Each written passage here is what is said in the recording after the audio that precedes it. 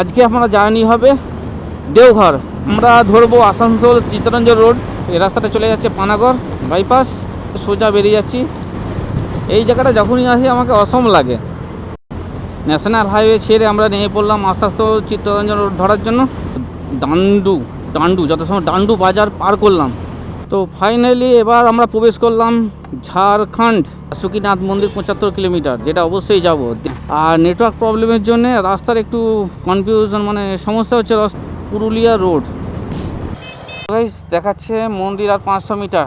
তো যাই হোক, আমাদের যেহেতু হোটেল বুক করা নেই, তা প্রথমে হোটেল দেখতে হবে।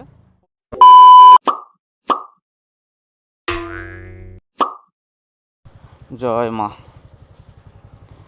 জয় মা, জয় বজরংবলী, জয় ভোলেনাথ বাবা, রক্ষা করো মা। আবার একটা নতুন জার্নিতে বেরিয়ে পড়লাম, ভালোভাবে ফিরতে পারি মা। জয় মা। আশা করি তোমরা সকালে ভালো আছো। আবার আরামবাগ থেকে শুরু করলাম আর একটা জার্নি। আজকে জার্নি হবে 263 কিলোমিটার। তাছাড়া থাম্বনেল টাইটেল দেখে তোমরা বুঝতেই পেরে গেছো যে আজকে জার্নির কথা হতে চলেছে। তো যাই হোক, তার আগে বলে দিই, আবার আমরা আরামবাগ বাস স্ট্যান্ড পার করে বেরিয়ে যাচ্ছি। যেহেতু এখন ঘড়ির কাঁটায় বাজে 5টা, তাই খুব একটা দিনের আলো যখন ফুটবে তখন হয়তো মোটর ব্লগিংটা ভালোভাবে শুরু করব। তো যাই হোক, তখন পুরো ডিটেলসটা আমি দেবো। তো চলো। সো গুড মর্নিং, সুপ্রভাত, welcome back once again. So guys, এখন ঘড়ি কাটায় সকাল 6টা আর সূর্যের আলো মোটামুটি ফুটে গেছে। তো যেটা বলছিলাম, আজকে জার্নি করব 263 কিলোমিটার।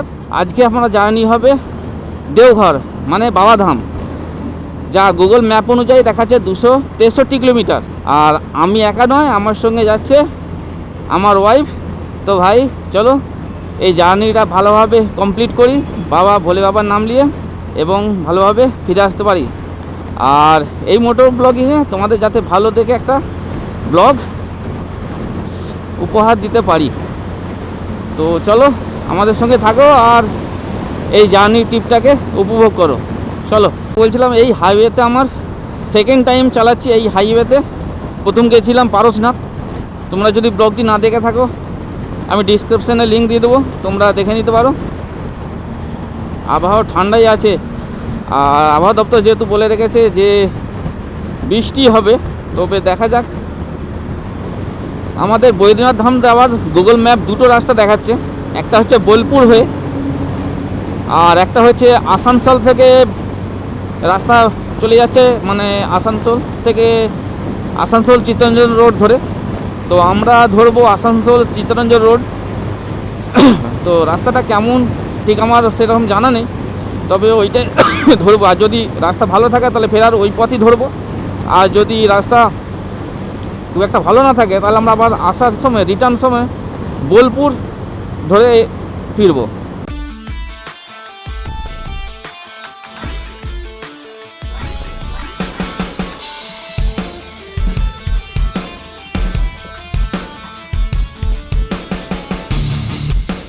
সো ঘড়ি কাটায় বাজছে 6:50। তবে 7টা সাড়ে 7টার মধ্যে চা খেতে হবে। সকাল থেকে শুধু জল খেয়েই বেরিয়েছি, কিছু খাওয়া হয় না। কেন ভোরবেলায় বেরিয়েছি, বুঝতে পারছো, ঘর থেকে 5টায় বেরিয়েছি, আর সেই সময় কিছু খাওয়া হয় না, পেটটাও খালি আছে। তো চাটা খেতে হবে। দুর্গাপুর মাত্র আর 24 কিলোমিটার। মানে দার্জিলিং যাওয়ার প্রোগ্রাম ছিল 2-3 মাস আগে, তবে সেটা সম্ভব হয় না। তবে হ্যাঁ, আর বছর, মানে আর বছরের মধ্যে আমি অবশ্যই দার্জিলিং যাওয়ার প্ল্যান করছি আমার নন্দী মহারাজকে নিয়ে। হ্যাঁ, এই রাস্তাটা চলে যাচ্ছে পানাগড় বাইপাস, সোজা বেরিয়ে যাচ্ছি NH90 ধরে দুর্গাপুরে হয়ে আসানসোল যাব। চলে এলাম দুর্গাপুর টোল। হ্যাঁ, দুর্গাপুর। এখান থেকে আসানসোল এখনও 41 কিলোমিটার। আর একটু আগে আমরা একটু রেস্ট নিয়েছিলাম, দাঁড়িয়েছিলাম, মানে আমার নন্দী মহারাজকে একটু রেস্ট দিতে হয়েছিল। কন্টিনিউ চলছে, যেহেতু স্কুটি, অনেকটা ডিসিপ্লিন নিয়েই গাড়িটাকে চালাতে হবে। আপাতত আমরা দুর্গাপুরকে ক্রস করে এগিয়ে যাচ্ছি।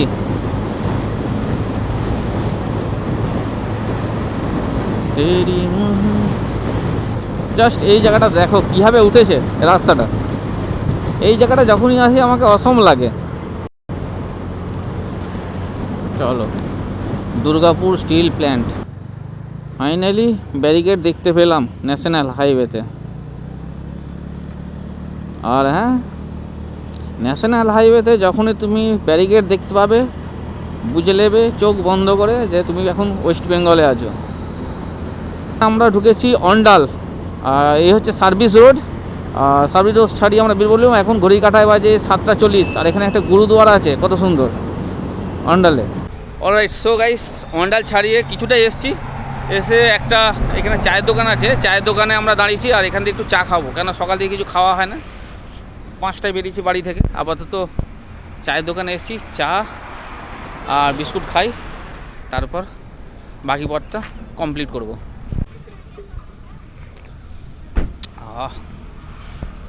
1 কিলোমিটার।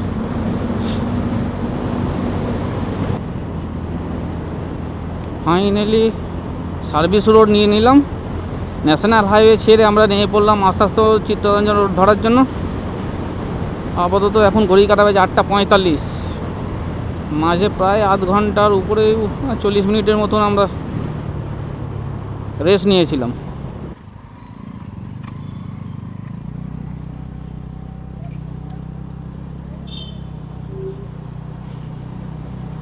ধরে নিলাম আসানসোল চিত্তরঞ্জন রোড। রাস্তাঘাট একটু সাবধানে, হাইওয়েতে যতটা মজা পেয়েছিলাম ঠিক অতটা উপভোগ করতে পারবো না রাইডিং করে, তবে হ্যাঁ দেখা যাক রাস্তা কেমন হয়। আর এখন ঘড়ি কাটায় বাজে 8:50, মোটামুটি 3.5 ঘন্টা লাগলো আমার এখানে আসতে। তবে হ্যাঁ, মাঝে 30 থেকে 40 মিনিট আমি রেস্ট নিয়েছিলাম, চা খেলাম, বিরতি নিলাম একটু, তারপর তেল ফেল ভরলাম। বাম্পার কিন্তু অগাধ বাম্পার ভাই, বাম্পার আমার এই স্কুটিতে, বুঝতেই পারছো, বাম্পার থাকা মানে আমার অনেকটা চাপ হয়ে যায়, যেহেতু আমার স্কুটি নিয়ে আমার নদী মহারাজকে নিয়ে যাচ্ছি। ডান্ডু যত সময় ডান্ডু বাজার পার করলাম, আর এখানে ছোট ছোট পাহাড়ের টিলা দেখতে পাচ্ছি, পাহাড়, আর সাইড দিয়ে চলে গেছে রাস্তা, আর এর ট্রেন লাইন চলে গেছে সাইড দিয়ে। রাস্তাটা ভালোই চওড়া আছে, খারাপ নয়, তবে যদি ওই বাম্পারগুলো বাদ দিই রাস্তা কিন্তু দারুণ, দলীয় পতাকায় ভর্তি।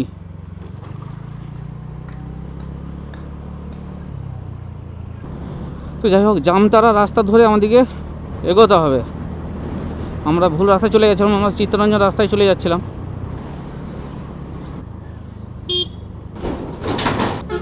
যাই হোক, মানুষ মাত্রই ভুল হয়, তো সরি বস। আমরা যাব জামতারা রোড ধরে, আর আমরা জামতারা রোডটাই ধরে নিয়েছি আপাতত।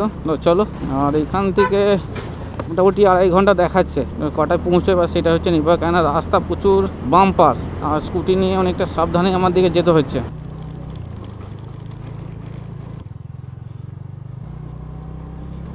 তো ফাইনালি এবার আমরা প্রবেশ করলাম ঝাড়খণ্ড রাজ্য মে আপকা স্বাগত হ্যায়। তো ফাইনালি ঝাড়খণ্ড রাজ্যে আমরা প্রবেশ করলাম। শুনেছি নাকি পশ্চিমবঙ্গের বর্ডার পাড়ার পর ঝাড়খণ্ডের রাস্তা নাকি একদম সুপার, তো দেখা যাক রাস্তা কেমন হয়। আর জামতারা নিয়ে বলার কিছু নেই, একটা কুখ্যাত বা মানে কুখ্যাত দিক দিয়ে বিখ্যাত একটা জায়গা। দেওঘর 94 কিলোমিটার, এই যে চিত্তরঞ্জন স্টেশন।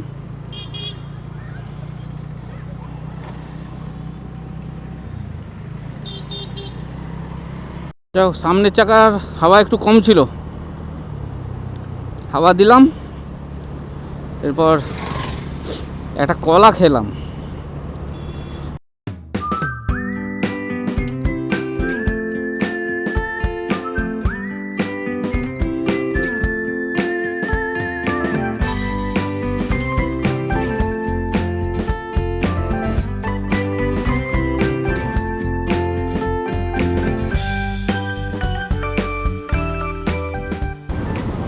প্রতিবারে বস, যেটা আমি বলে থাকি সবাইকে, যারা একঘেয়েমি জীবন থেকে একদম মানে বিরক্ত হয়ে পড়েছো, মেন্টালি টর্চার হচ্ছ পথে পথে, তাদের জন্য আমার একটাই কথা যে ভাই, বছরে একবার হলেও বেরিয়ে যাও, ঘুরতে বেরিয়ে যাও। আরে মোটর সাইকেলে না হোক, ট্রেনে না হোক, বাসে না হোক, হেঁটে না হোক, দণ্ডি কেটে, সবাই বেরোচ্ছে তো, বেরিয়ে পড়ো। লাইফটাকে, একটাই তো লাইফ বস, সেই লাইফটাকে এনজয় করো। আর সারা জীবন তো কষ্ট দুঃখ আর পিছনে পাঁচ দেওয়ার লোকের অভাব তো নেই। তো যেটুকু সময় পাচ্ছ নিজের জন্য অতিবাহিত করো। হ্যাঁ, ফ্যামিলির জন্য অবশ্যই করবে, কেন করবে না, অবশ্যই করা দরকার, তবে নিজের জন্যও রাখো।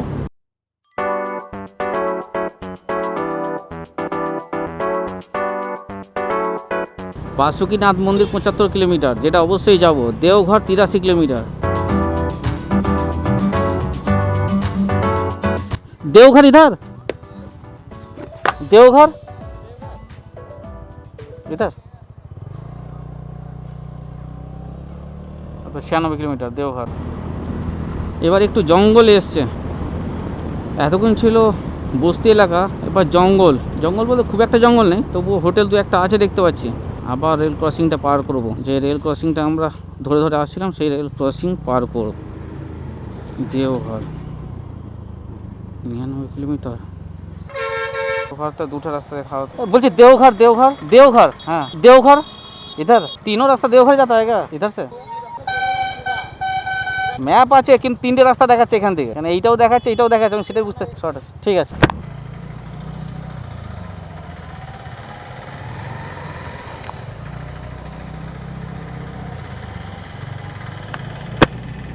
প্রবলেমটা হয়েছে এই যে নেটওয়ার্ক প্রবলেম হচ্ছে, আর নেটওয়ার্ক প্রবলেমের জন্য রাস্তার একটু কনফিউশন, মানে সমস্যা হচ্ছে রাস্তা নিয়ে। যাই হোক, লোকাল যারা আছে তাদেরকেও জিজ্ঞাসা করছি রোড। আপাতত রোড গুগল ম্যাপে চলে এসছে।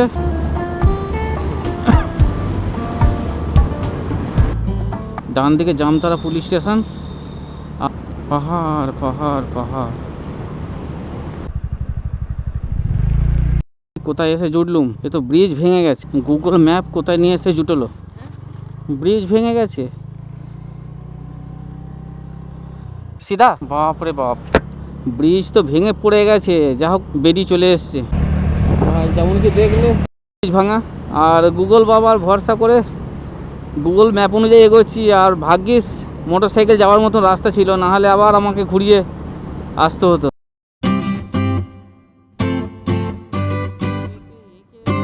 উঁচু ঢিপি,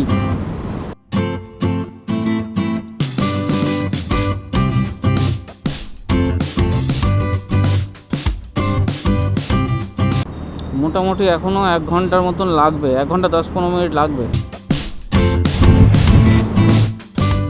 গরমেই বেশি আমার টেনশন লাগছিল, গরম বৃষ্টিও হয় না কেন। দুর্গাপুর আসানসোলের দিকে যে পরিমাণ মেঘ করেছিল, প্রায় বৃষ্টি হব হব করছিল। যাই হোক, সব বাধা বিপত্তি কাটিয়ে ভোলে বাবা ভালোভাবেই নিয়ে যাচ্ছে, আপাতত এখন পর্যন্ত ভালোভাবেই নিয়ে যাচ্ছে। জয় ভোলেনাথ।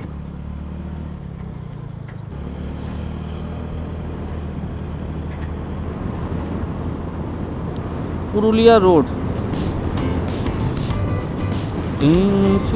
পুরো পাহাড়ের মতন দুমে দুমে যাচ্ছে গাড়ি।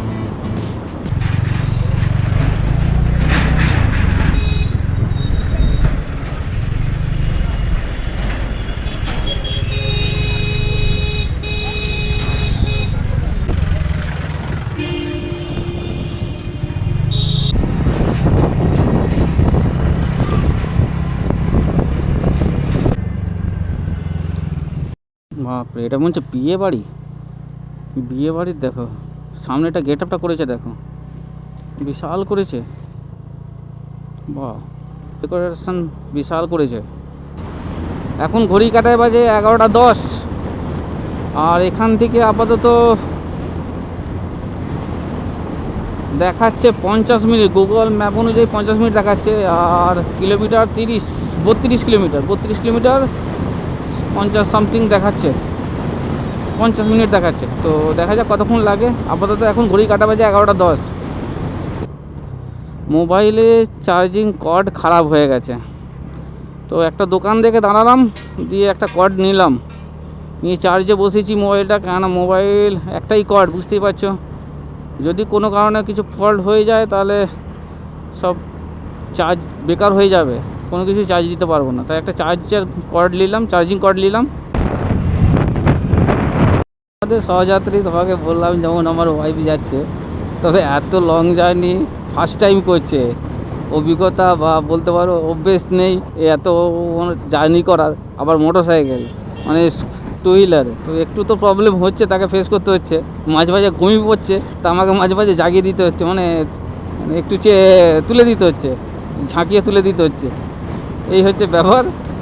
তবে আমি রাস্তাটাকে খুব উপভোগ করছি, একটা আলাদাই লাগছে বস। রাইডিং করতে যারা ভালোবাসে তারাই বলতে পারবে এরকম একটা ফিল, অনুভব, একটা আলাদাই অনুভব পাই। যারা রাইডিং করে তারাই বলতে পারবে একমাত্র। এই বাজারটার নাম কি, নাম এক মিনিট, এই বাজারটার নাম শাঁখা রোড দেওঘর দেখাচ্ছে। আর এখান থেকে এই বাজার এখান থেকে দেখাচ্ছে আর 16 কিলোমিটার।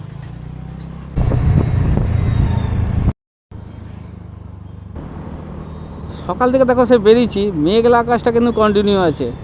একটু দাঁড়ালাম, দাঁড়িয়ে প্রায় 10 মিনিটের মধ্যে এখানে দাঁড়িয়ে একটু শরীরটাকে রিল্যাক্স করলাম।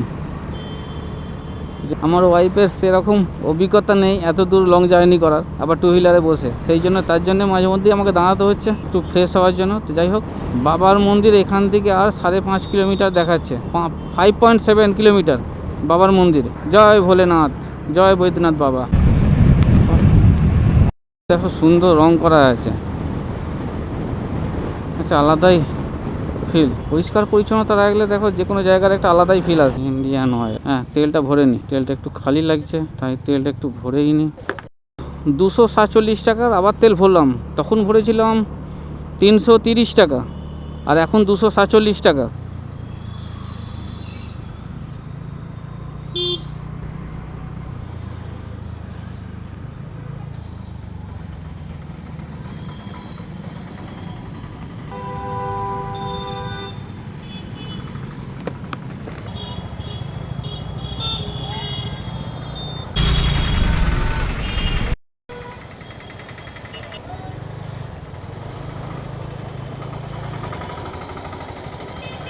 গাইস দেখাচ্ছে মন্দির আর 500 মিটার। তো যাই হোক, আমাদের যেহেতু হোটেল বুক করা নেই, তা প্রথমে হোটেল দেখতে হবে, হোটেল বুক করি, তারপর হোটেলে যেয়ে বাকি তোমাদের সঙ্গে কথা বলবো। আপাতত এখান থেকে দেখি। ভাইয়া মন্দির জানে কা রাস্তা এক বিনা রুকা গঙ্গা নৌতর হচ্ছে মন্দিরে, শিবগঙ্গা যে ঘাট আছে সেখানে যাওয়ার এই রাস্তা, আর এই রাস্তা ধরেই আমি এগিয়ে যাচ্ছি। আর ওইখানে যেই একটা ভালো দেখে হোটেল বুক করব। আপাতত চলো হোটেলটাকে আমি খুঁজি, হোটেল নেওয়ার পর তারপর হোটেলে যে বাকি কথা বলবো। অলরাইট, সো ফাইনালি হোটেলে এসে পৌঁছালাম। আর আপাতত হোটেল নিয়ে নিয়েছি, কম বাজেটের মধ্যে হোটেল নিয়েছি, 600 টাকা করে আমাদের পড়েছে। আর ঠিক শিবগঙ্গা ঘাটের পাশেই, খুব একটা মন্দির থেকে দূরে না। তো আপাতত রেস্ট নিই, বুঝতেই পারছো সকাল 5টায় বেরিয়েছি, ধকল প্রচুর হয়ে গেছে। তো রেস্ট নিয়ে ফ্রেশ হবো। ভিডিও আমি এখানেই শেষ করছি, আশা করি ভিডিওটি তোমাদের ভালো লেগেছে। আর যদি ভিডিওটি ভালো লাগবেন অবশ্যই চ্যানেলটিকে সাবস্ক্রাইব করে দাও, লাইক করে দাও, শেয়ার করে দাও। চলো দেখা হবে আবার একটা নতুন কোনো একটি ব্লগে, নতুন কোনো একটি ভিডিও। তবে হ্যাঁ, নেক্সট পার্টটা অবশ্যই তোমরা দেখো দেওঘর নিয়ে। চলো।